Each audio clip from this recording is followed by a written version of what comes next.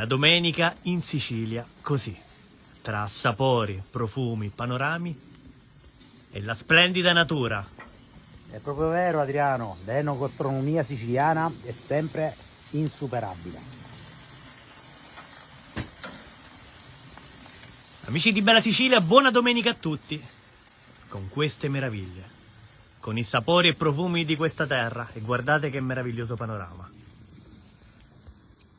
La costa tirrenica, davanti a noi Sant'Agata Militello, e questo panorama che lascia senza parole.